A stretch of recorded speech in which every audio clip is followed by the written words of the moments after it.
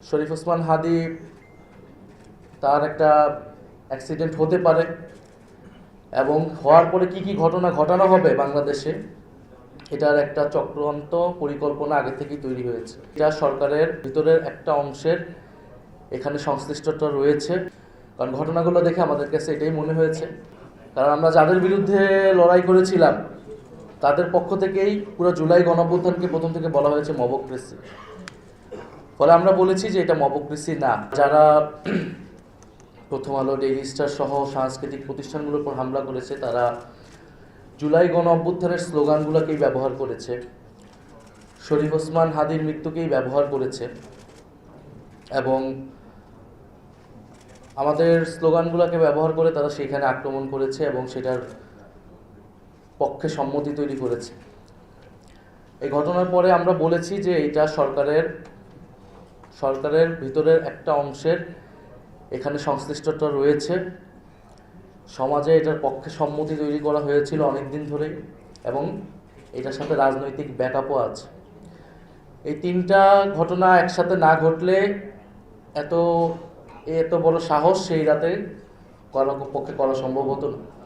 এবং যে খুব বেশি মানুষ, এটা কয়েক হাজার মানুষ গিয়ে এটা ঘটিয়েছে এরকমও না। ফলে পুরো ঘটনাটাই পরিকল্পিত ছিল। শরীফ ওসমান হাদি তার একটা অ্যাক্সিডেন্ট হতে পারে এবং হওয়ার পরে কি কি ঘটনা ঘটানো হবে বাংলাদেশে, এটার একটা চক্রান্ত পরিকল্পনা আগে থেকেই তৈরি হয়েছে। কারণ ঘটনাগুলো দেখে আমাদের কাছে এটাই মনে হয়েছে। ফলে এই জন্য আমি বলতেছি দুর্ভাগ্যজনক যে জুলাইয়ের নাম বা শরীফ ওসমান হাদিকে ব্যবহার করে এই ঘটনাগুলো ঘটানো হলো। ফলে আমরা মনে করি আমাদের সবারই এটার পিছিয়ে দায় আছে, আমাদের অনেক বেশি দায় আছে যারা আমরা জুলাই গণঅভ্যুত্থানে অংশগ্রহণ করেছিলাম। ব্যক্তিগতভাবে আমি তথ্য মন্ত্রণালয়ের দায়িত্বে ছিলাম এবং আমাদের জন্য আরও দুর্ভাগ্যজনক আজকে যেই আমরা শব্দটা ব্যবহার করছি মব ভায়োলেন্স, এই শব্দটার সাথে প্রথম দিকে আমি একমত হতাম না বা আমরা এটার বিরোধিতা করতাম।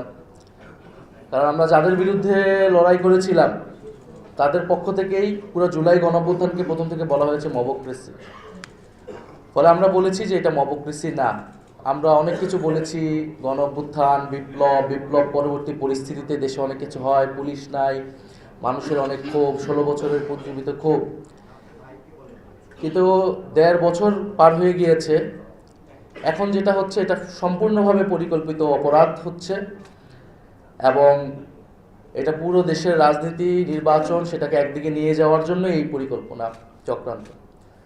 ফলে আমি মনে করি আমাদের সবার এই জায়গা থেকে দায়িত্ব নেওয়া উচিত এবং এই ঘটনা যারা সেই রাতে ঘটিয়েছে এটা খুবই স্পষ্ট যে কারা সেটার পক্ষে সম্মতি তৈরি করেছে, কারা সেই রাতে সেখানে গিয়েছে, লেখালেখি করেছে। আমার মনে হয় যে সেটা সরকারের উচিত হবে।